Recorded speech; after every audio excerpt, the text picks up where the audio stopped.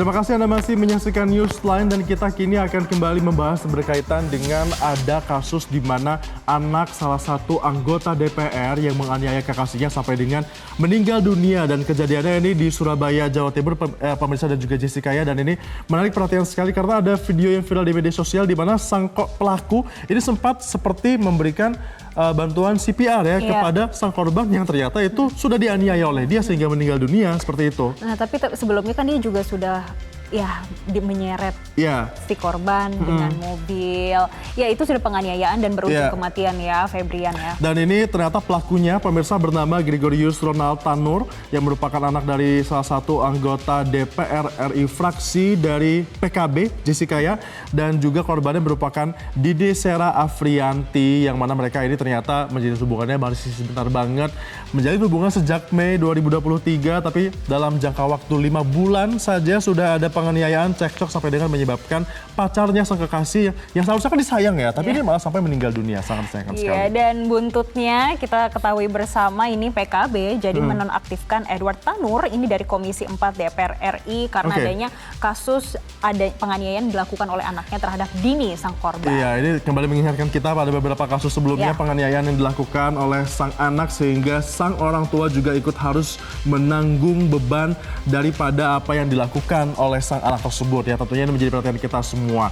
Nah, kita juga akan membahas ini buat warganet semua di Instagram ataupun TikTok yang ingin bersuara berkaitan dengan hal ini. Ayo silahkan bergabung dengan kita akan live bareng dengan kalian semua. Dan tentunya ini menjadi perhatian semua karena kejadiannya juga masih baru banget Jessica ya. Kejadiannya tanggal 3 Oktober 2023 di mana pada saat itu di sore hari mereka sedang berkaraoke kabarnya. Namun ada cekcok terjadi sampai dengan tengah malam dan dari tanggal 4 dini harinya ini terjadilah penganiayaan diawali dengan ada dipentung tuh ya dengan dengan botol miras. Tapi memangnya dikatakan mereka berada di bawah pengaruh alkohol. Tuh lagi-lagi alkohol ini memberikan dampak yang sangat buruk apalagi di tengah dengan situasi pacaran yang toxic relationship. Jadi ini jangan sampai pemirsa saya menimpa kita semua dan juga jadi pelajaran untuk kita semua. Kita akan baca ini komen-komen beberapa ya. Di Instagram ini ada dari The Lady Justice katanya sebenarnya kalau korban selamat dia tetap di penjara kasus penganiayaan. Iya dong ya.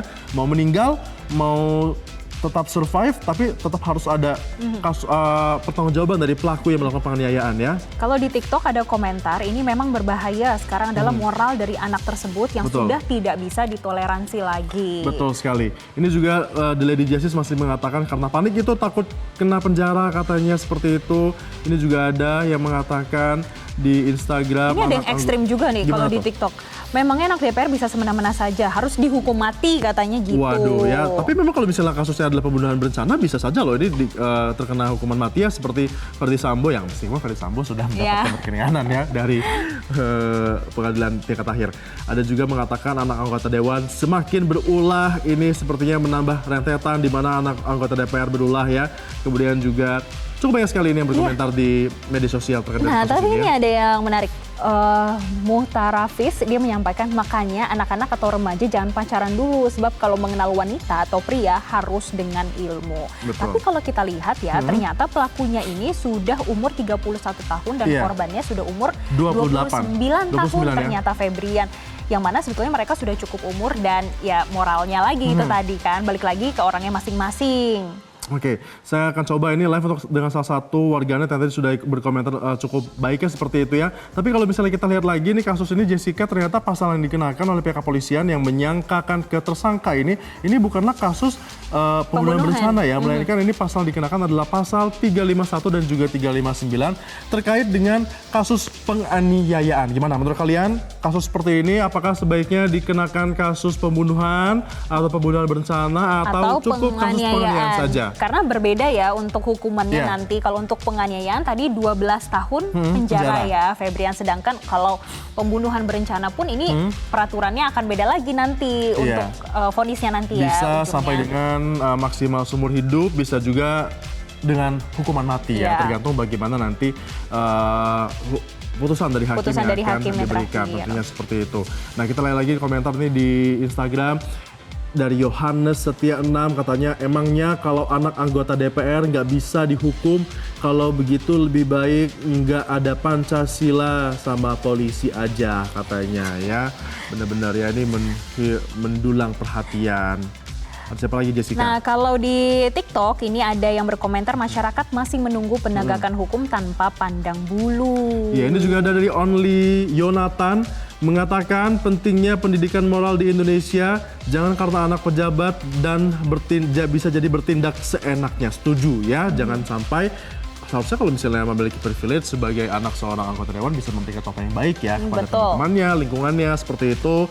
Tapi ini malah memberikan contoh yang sangat buruk sekali, bahkan sampai dengan mencelakai seseorang seperti itu ya. Kalau di TikTok ada lagi nih komentar lainnya, Febrian, kalau penganiayaan kan ada jenisnya masing-masing, ada korban luka ringan, luka berat dan juga meninggal dunia.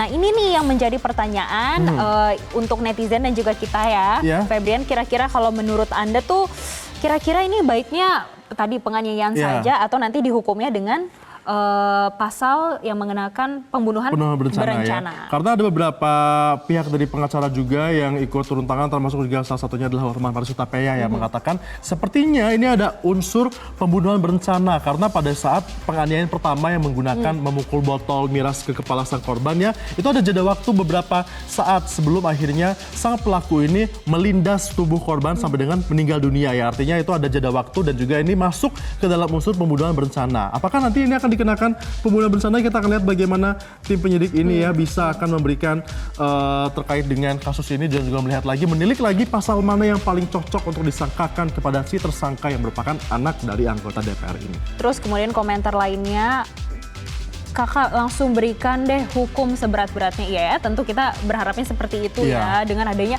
kalau kita lihat runtutan-runtutan kejadian ini lumayan mengerikan sih Febrian, yang mana tadi dipukul kepalanya dengan botol tequila ya ternyata ya. Kemudian sampai di basement, ya kemudian